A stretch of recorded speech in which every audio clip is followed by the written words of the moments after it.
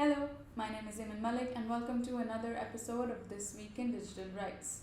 Facebook's 2012 ban on organizations with a record of terrorist or violent criminal activity in its community standards has since turned into what's known as the Dangerous Individuals and Organizations Policy, a set of restrictions on what Facebook users can say about certain entities.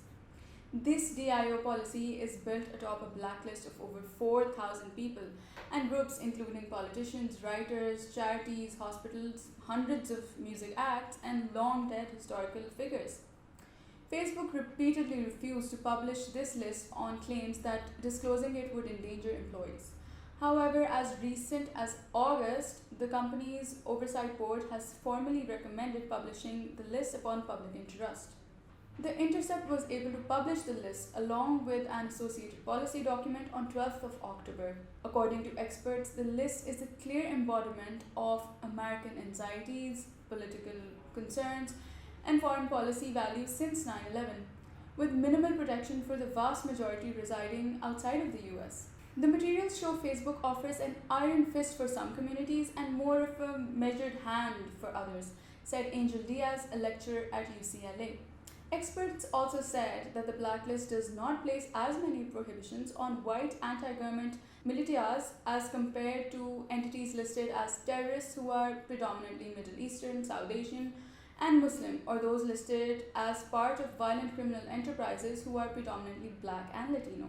While labels like terrorist and criminal are conceptually broad, they look more like narrow racial and religious proxies once you see how they're being applied to people and groups in the list, raising the likelihood that Facebook is placing discriminatory limitations on speech.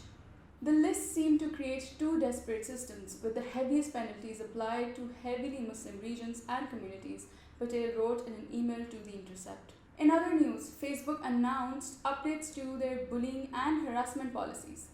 Facebook's new policy to combat coordinated mass harassment is set to protect users facing intimidation from multiple accounts by removing coordinated efforts towards those at high risk of offline harm. Content that is considered mass harassment will be removed along with state-linked networks of accounts that work together to harass or silence people. To improve protection of public figures like human rights defenders and journalists, Facebook will now remove content and commentary that is severely sexualizing, derogatory, and attacking. Facebook says that because what is unwanted and subjective will rely on additional context from the individual experiencing the abuse to take action. In updating their policies, a diverse set of global stakeholders were allegedly consulted, including human rights experts, content creators, women's safety expert advisors, representatives of the LGBTIQ+ community, and public figures. Facebook says, our policies complement tools we've built in our apps to prevent, stop, and report bullying and harassment online. These tools empower people to manage unwanted or abusive interactions like blocking or unfollowing someone on Facebook and Instagram, and restrict hidden words and limits on Instagram. That's it for today. Thank you for watching.